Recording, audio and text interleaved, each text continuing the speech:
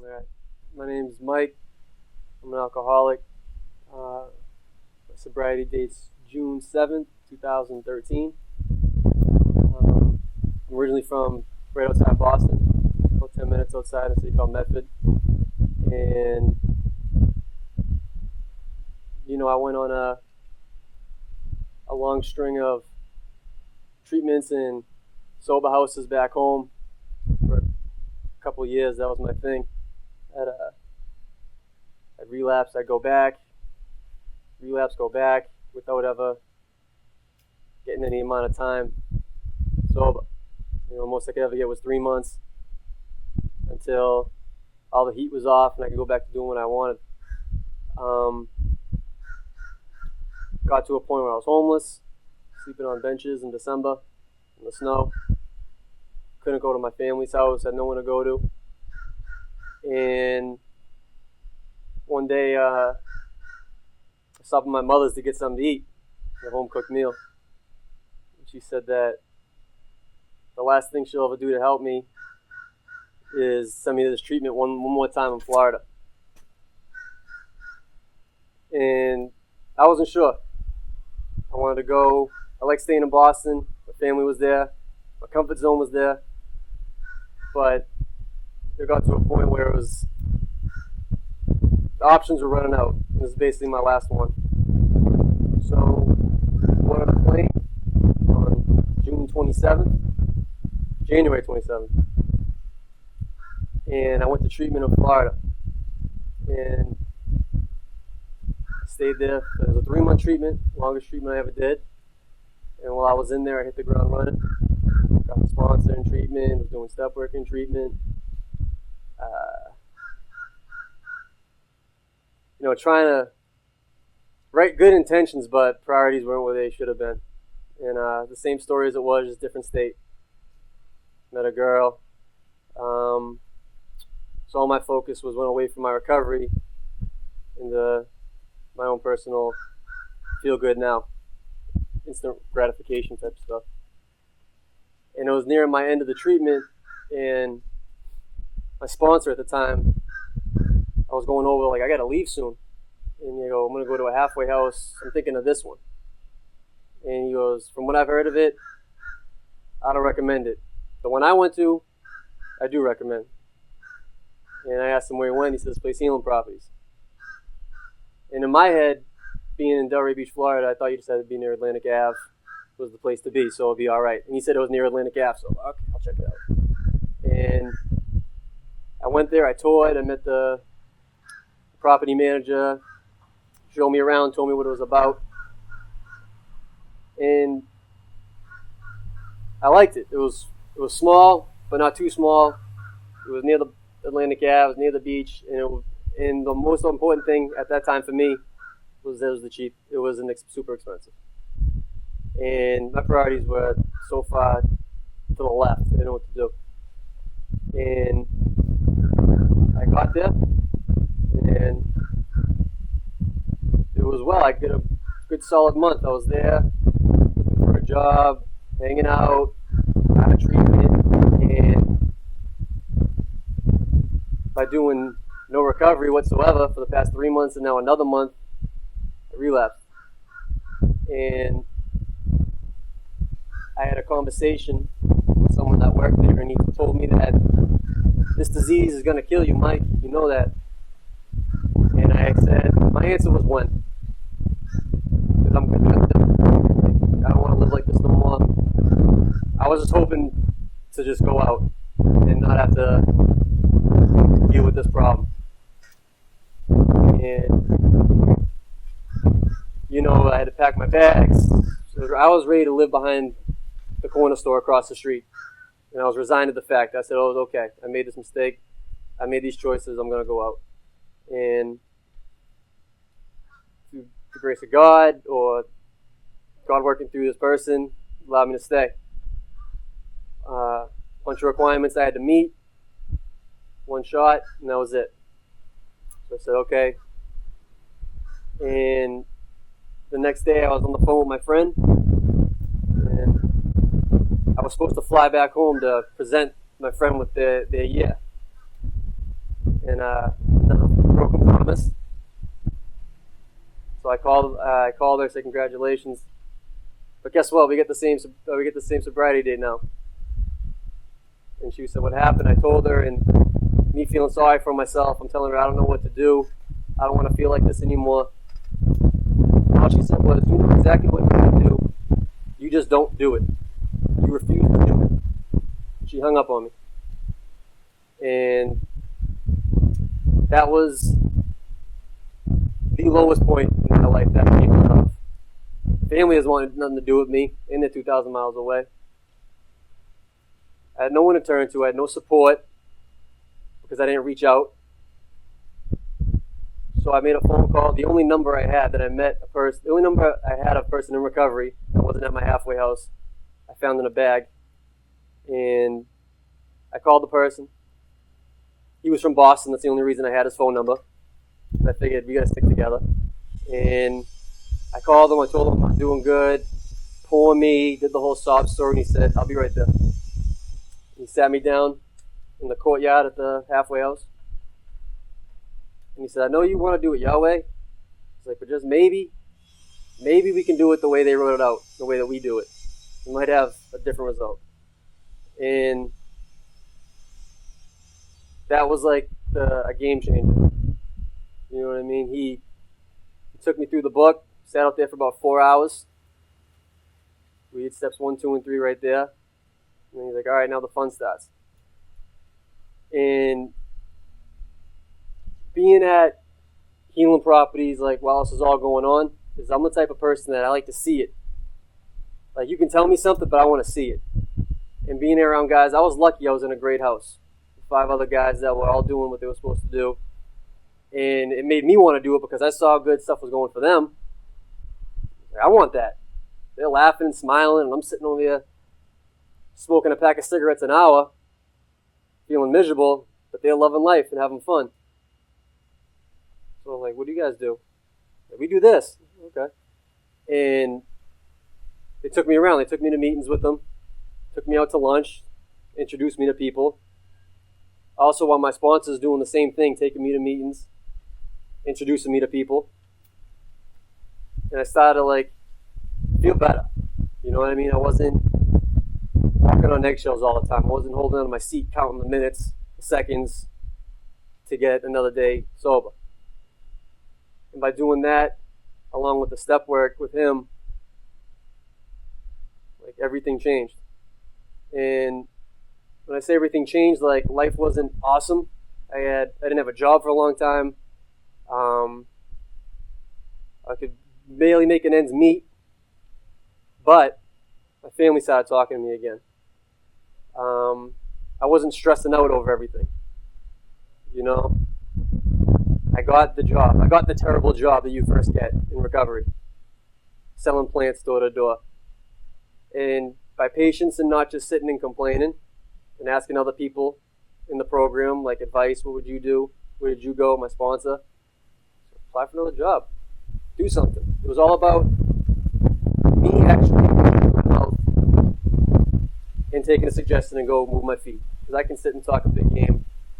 But if I didn't have the people at the halfway house that I lived with and that worked there, and my sponsor all calling me on my nonsense and challenging me to do something, I'd still be in the same place. And slowly but surely, I got another job. Still terrible, a little bit better. Toughed that out, got another job that I've been at for 2 years at a hospital, which I enjoy. I started after about a year. I was at Healing Properties for 17 months, and I was in no rush to move out, get my own place, get the girl, get this, that, and the third. Right around about my 5th, 6th month there, I was just riding the wave. I stopped trying to do everything that I wanted to do. I stopped trying to get what I wanted immediately, and I just let things happen the way they were supposed to happen. You know, I was 17 months I wouldn't trade for anything. I went through some of the best times My brother had a baby. He asked me to be the godfather while I was still at Healing Properties, and we didn't have a very good relationship with him. I was in the great relationship that ended terribly and a lot of pain. I was at Healing Properties when it happened, and who did I have surrounding me was a bunch of people I lived with that were my friends that got me through it, and I could bounce stuff off them, pick me up, told me to go out there and do what I'm supposed to do. And jump back into it even before. Started really towards the end of my stay at Healing Properties thinking about what am I going to do now? Not being satisfied with where I'm at. I wanted to do better. I wanted to make my life better. Keep doing it because I like it and I know it can get better. So I decided to apply for school. Another fear. Going back to school.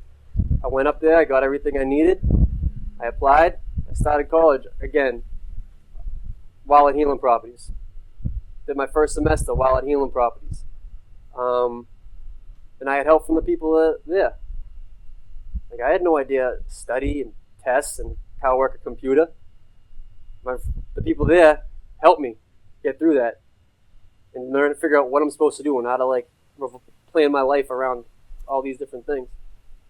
And I remember I went up to the property manager and I'm all excited about, he was the guy who used to bounce stuff off all the time. So, John, I'm going to go to school and get my AA and then do this, this, and this, and eventually end up here. And he just looked at me and he's like, that's what we call a 5-year plan.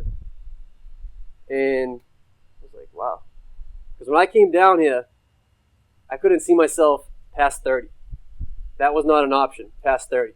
I figured I would have been gone way before that. And by getting sober, doing step work, being surrounded by all solid people, that I'm actually looking into the future. You know, I still, at least once a day, I think of that conversation I had with the property manager at Healing Properties when he said, this disease is going to kill you, and I said, when? My thinking back now, it's like crazy thinking of me. It's insane thinking like that. That's how it was for me. And, after I said that, I left and he came back in and we had a long talk about how I can do this. He's like, you don't see it, but you can do this. You just got to get your feet moving. It'll be all right. And at the time, I didn't believe him. I was just yesing him to death because I was hoping, because I didn't know what else to say. And he's right. Because when I left there, I walked in, I was going to say, all right, I'm giving my 2 weeks. And I sat down, I almost started crying, saying thank you. He gave me a shot, and I don't know where I'd be without it. I told him I would do anything for that place. And I don't want to sound corny, but anything he needed, I would do. I don't care what it was. And it's like that place is like near and dear, I met people that I lived with that were awesome, that I have no issue calling whatsoever if I needed help with anything or to bounce something off them. And I also lived with people that I was really close to that aren't here anymore. They decided to go out one time and they passed away. And both of those things are constant reminders for me to keep doing what I'm doing. Meetings, step work, sponsees, reaching out. Because I don't want to be like them, I want to be like them. And they're both examples of the program. One's an example of not doing it, one's an example of doing it. And that's where I'm at, almost years old. I get to go home and celebrate that with my family. In their house. I'm allowed in their house. Got my own place with people that I met in the program. The sponsor family. I live with them. So I get it 24/7.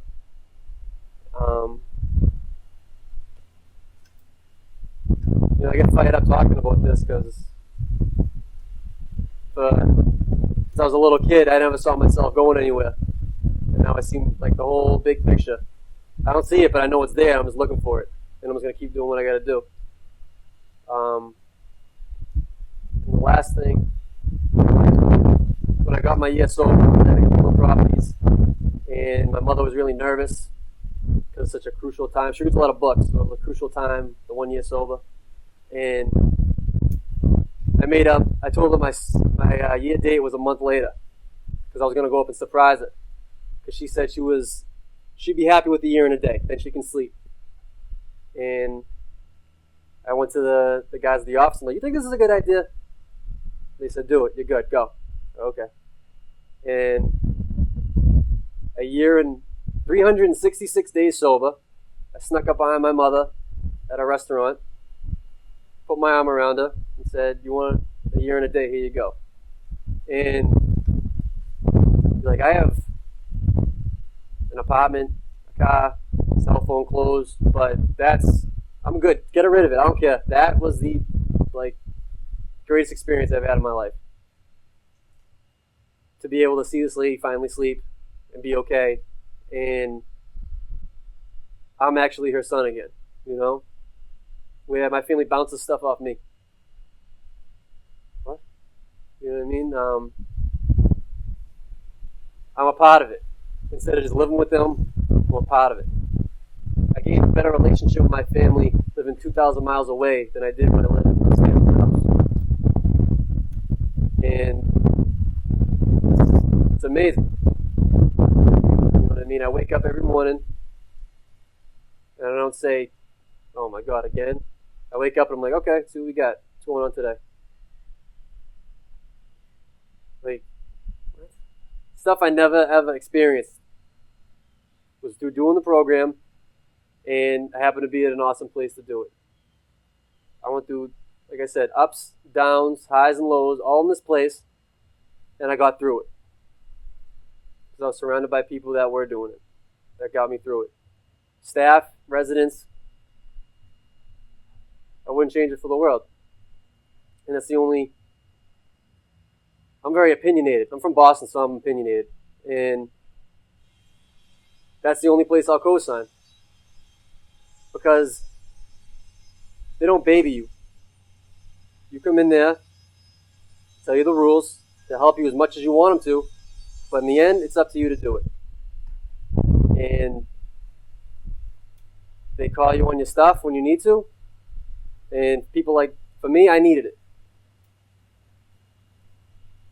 And I wouldn't, as mad as I was at them sometimes, I don't regret it, and I'm happy they did it, because in the end, they were at a point. They were just trying to make me better, show me how to be an adult, functioning person, not so selfish, and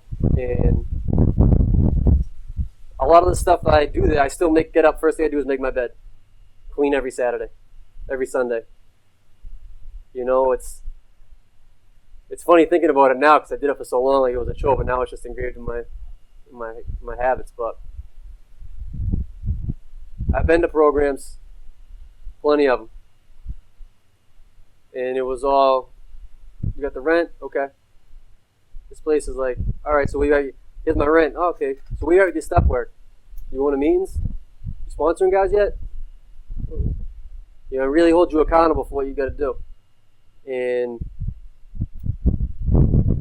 that's what I needed, because for so long I wasn't held accountable, and consequences didn't matter.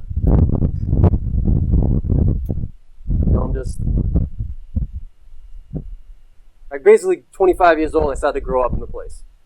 I was a kid, 25-year-old kid when I got there, and I started to grow up the 17 months that I was there. Still a little bit more to go, but that's where it started for me. And yeah, I'm just forever grateful for that place. They don't do it like that anymore, type of place, is what I'm trying to say.